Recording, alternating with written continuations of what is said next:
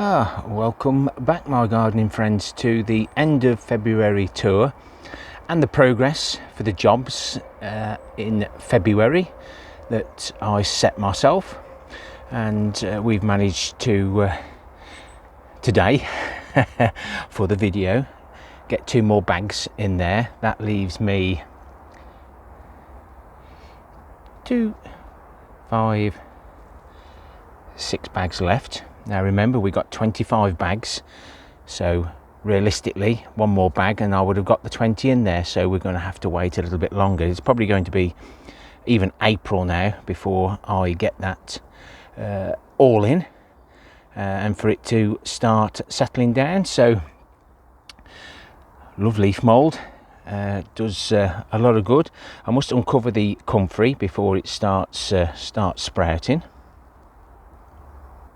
Mr. Spider has started spinning his web in the door, and I've got a face full of web this morning, so it must be getting warmer.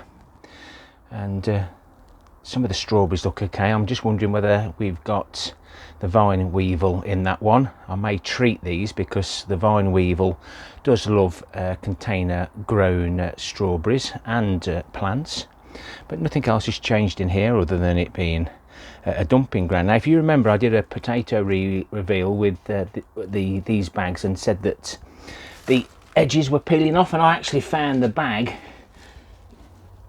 where it actually happened. So those other 2 bags were good, and that one was not a bad one, but we don't like that material similar to the cheap fleece that we buy. Always better to pay that little bit extra. So we've got 2 good bags out of the 3 that I had sent to me by those the people who make those. Another dumping ground for some more of the piping that I found tucked away. These strawberries looking quite lush. It's just a pity the compost has sunk a little bit, but it won't hurt. I'll get these covered in the summer. Wildflower garden is still the same. I haven't done a lot with this, no need to, and I didn't manage to finish or do any more of these boxes along here, mainly because of the amount of wind we had in February, and it did a little bit of damage. And that wasn't from the last 3 storms, that was the one before. But we've done all right, not too bad. We looked after the allotment. We got quite a few finds in February. That sheet was part of another one. I'll show you that shortly, but it looked like they must have had a fire on a trailer or a lorry, and it was taken off and left. And then when some of the winds got up, I thought, and it was blowing round a hedge, I thought, no, I'll have that. But a very busy month for me for compost, the cannabis compost that the cannabis growers unscrupulously throw away. So I'm estimating they're 30-litre containers. I'm estimating about 20 litres in one, so there's 400 litres there. Got to get that sorted. Here we have, I'm not sure of the size of the containers, but they're smaller. So again, we're going to say 20 litres because I've under-guesstimated on the others. So there's another 620 litres in 31 pots all the way along there. This looks well, you know, I like the stuff with the perlite in. Just needs a little bit of rain on it just to soften it up. We've got another 7 pallet collars this month to add to everything else that we've got, and you may have already seen these pots. They're 12 litre pots, so I've classed them as 10s, so there's 110 litres there in those smaller ones, and these pots are 16 litres, so I've classed those as 12, and another 60 litres there. And then we've got 320 litres in those 4 bags there of the compost with the perlite in, and then I've estimated about 150 litres of cocoa coir in those 3 bags. So I guesstimated all those, and I said, added them all up, and I thought, wow, that's a good month, 1,660. Turned round and I nearly fell over all those. There's the other sheet. It's about 5 metres by 5 metres. That's the good bit. So with the others, I've estimated it's about 49.50 at 20 litres. So that's another 1,000 litres.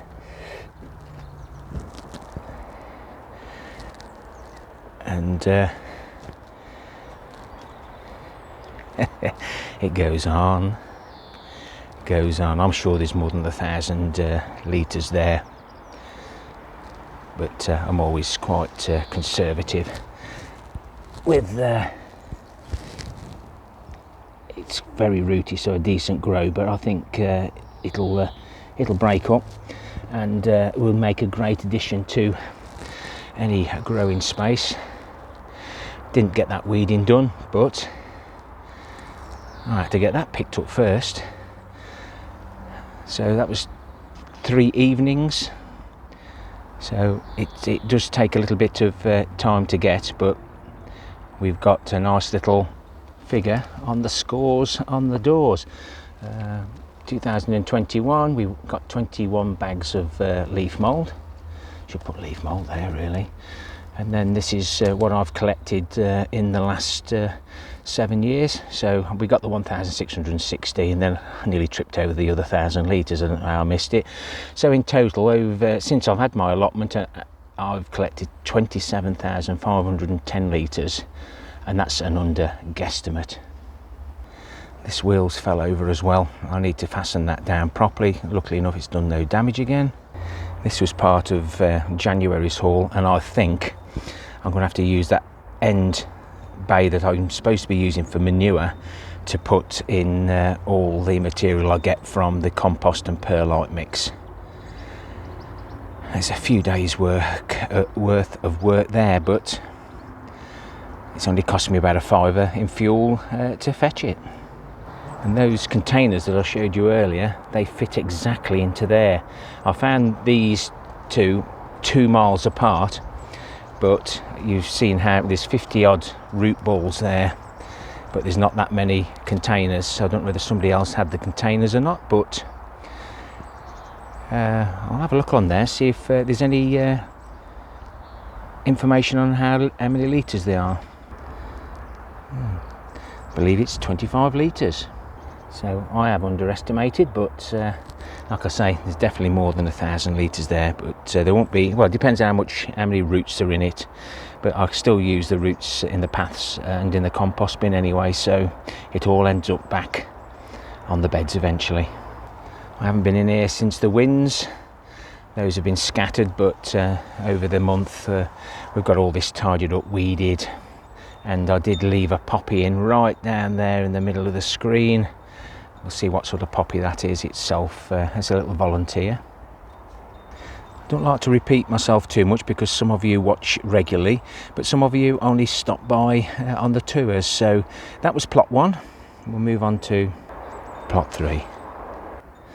Everything's been cut back now. All the wood chips are now out and in all those bags and mulched up, and they've all had, including on plot 1, all the bushes, raspberries and everything have had their feed of liquid manure.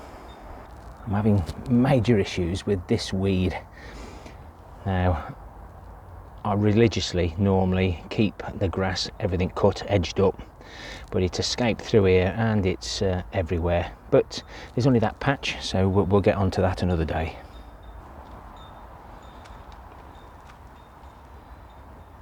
So I've got about 35 bags of the wood chips, which will be added to the beds, my mixes, etc.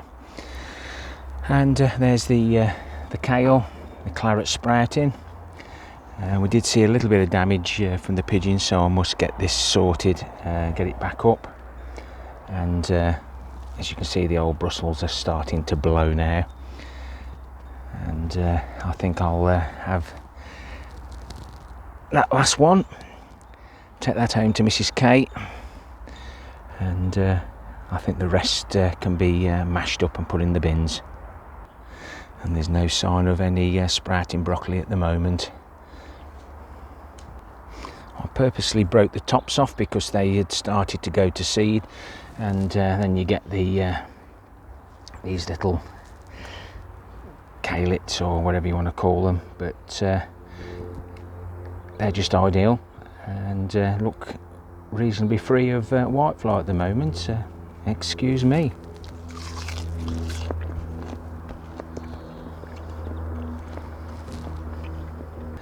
We managed to get the parsnip box ready, so we've poured the liquid manure right down into the bottom where the manure lay is to rejuvenate it, so that we can get some decent parsnips. I think I need a parsnip today as well. I've got a few left. Everything here seemed to work well, but I must cover them a little bit early because they're still a little bit damp underneath. I managed to repair these, added another layer round. If you look over on that one there, you can see how the plastic's been dragged down. Somebody did suggest putting the plastic over the top to hold it in, but trouble is then it holds the moisture. I like the moisture to escape. You can see these boards are very dry, but if the plastic was on top it might retain the moisture. And this is where we had the experiment, or the green manure, the mustard. I'll be putting some broad beans in here and broad beans in another one as an experiment to see how well they do. I've got a few more potatoes out. Not brilliant, but it's a meal. Plus I've planted 2 more potatoes in that one. The Lady Crystal, if you remember, I put some of the seed potatoes in cell trays and they grew all those baby potatoes. Well, I planted some, and what did I get? Hundreds of babies, even smaller than that.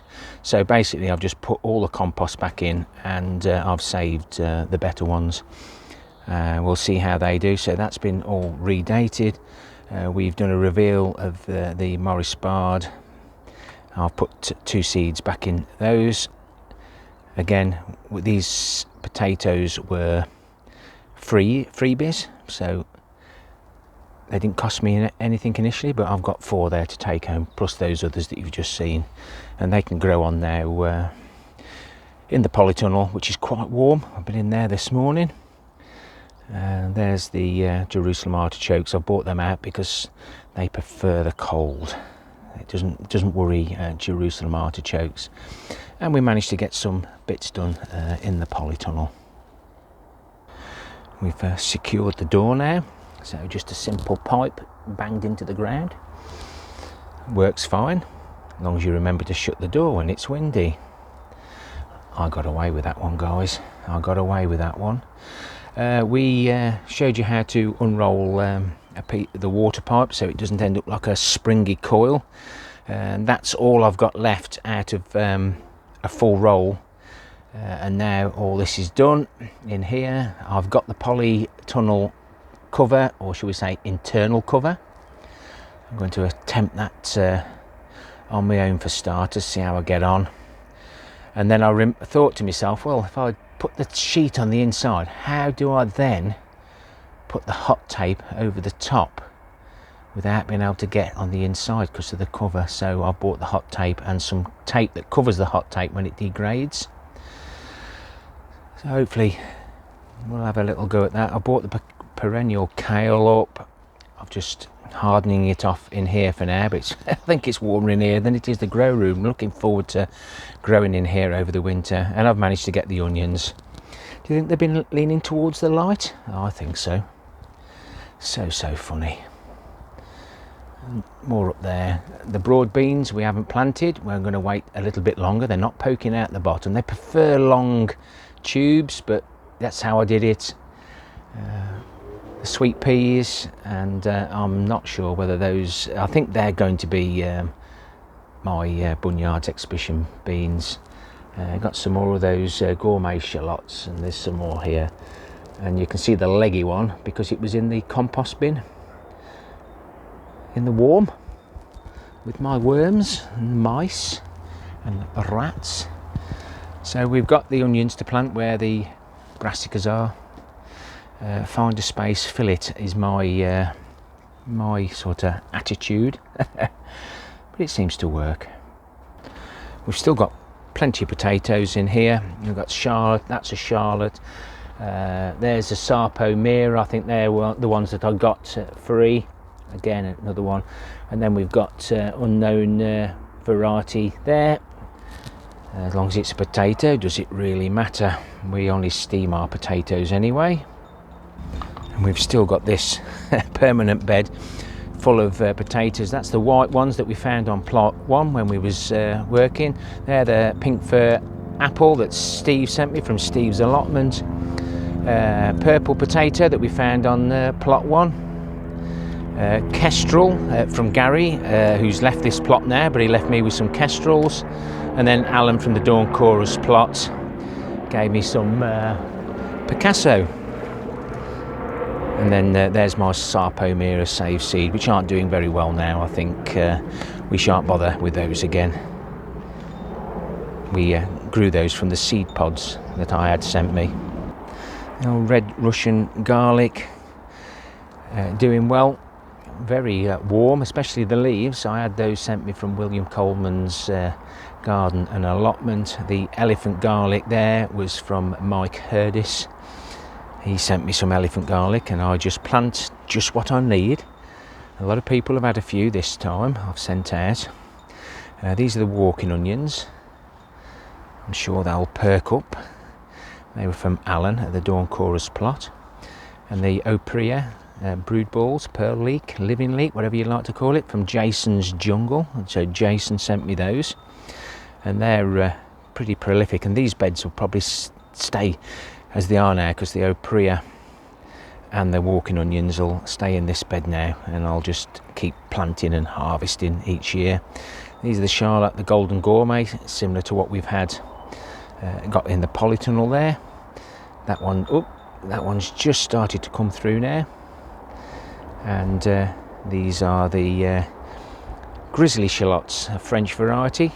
I still haven't changed the sign, but that Eddings 750 marker pen works really well. When it wears off, I'll change it. And that was from Alan from the Dawn Chorus plot as well. Don't forget, pop and check all these people out who comment regularly. And then I had somebody send me some these Hative D Nort shallots. I really enjoyed doing my own pickle onions last year. That's why I got myself some more gourmets. And while I'm here, we'll just do a bit of weeding.